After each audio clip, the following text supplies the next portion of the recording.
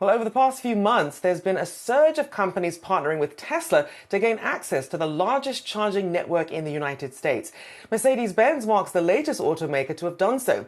It's clear to see that electric vehicles are not just here to stay, but are thriving as consumers lean towards EVs, whether to be part of the growing trend or from climate-associated reasons.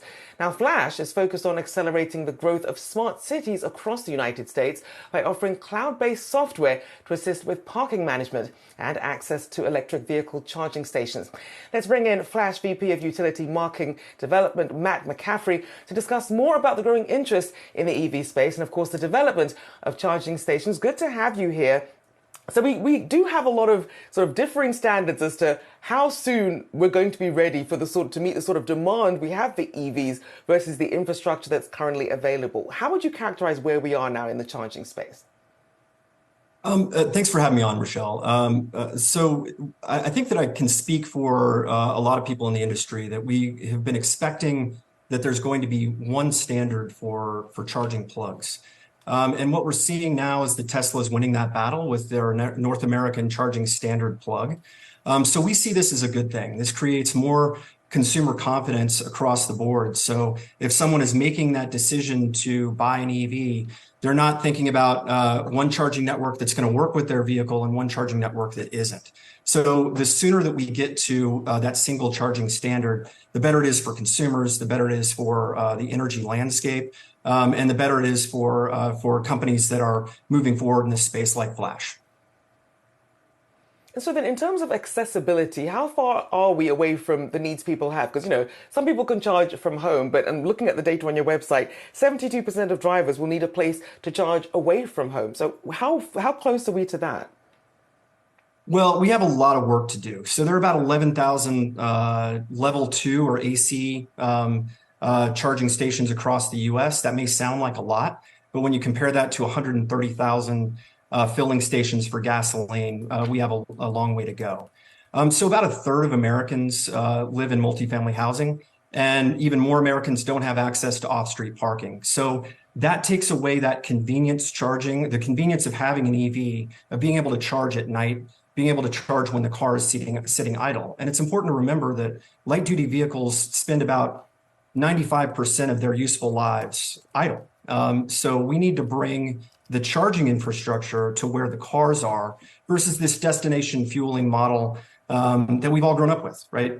You drive a car until it's almost empty, then you drive it to the fuel source, and then you continue that cycle until you're done driving that car. EV charging is different. The charging infrastructure is the piece that's needed. The fueling infrastructure is not.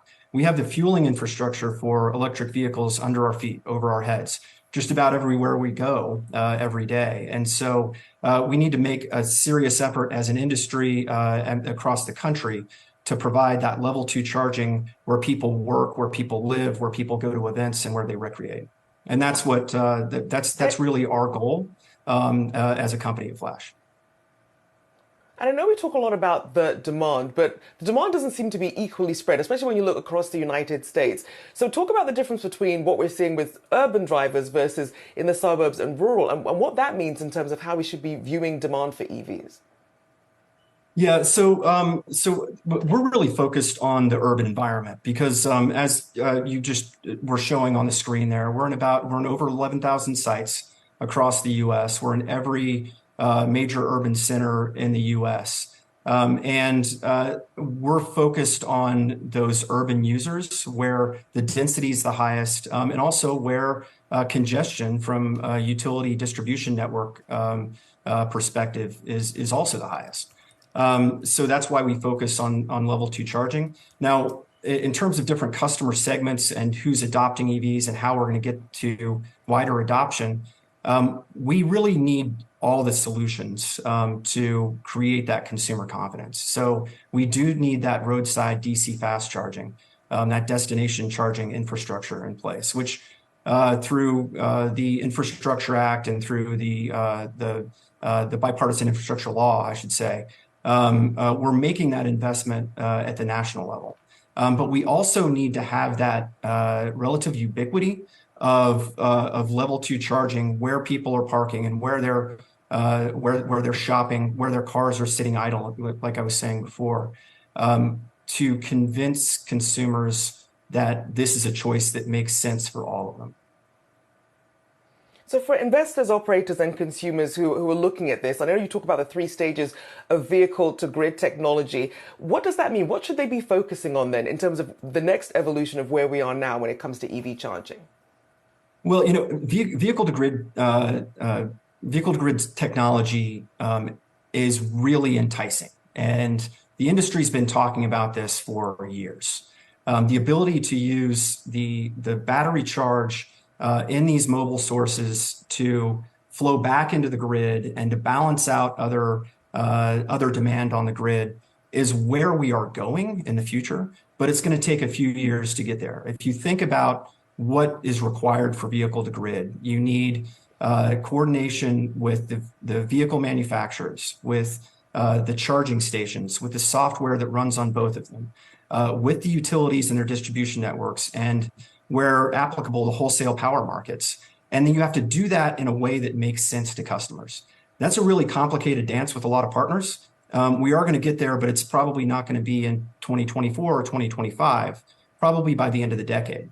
Now, what we have right now is the ability to use the vehicles through the telematics and through managed network charging to deploy load management and have load management solutions at the grid edge to start using these vehicles and these different mobile sources of energy and mobile demand points of energy to manage the grid. And there are mechanisms out there right now where these can be monetized, where these can participate in wholesale markets, where these can participate within utility programs. And I think for investors, that should be the near-term focus over the next several quarters. Which companies are focused on that technology and bringing those solutions in a monetizable way to market?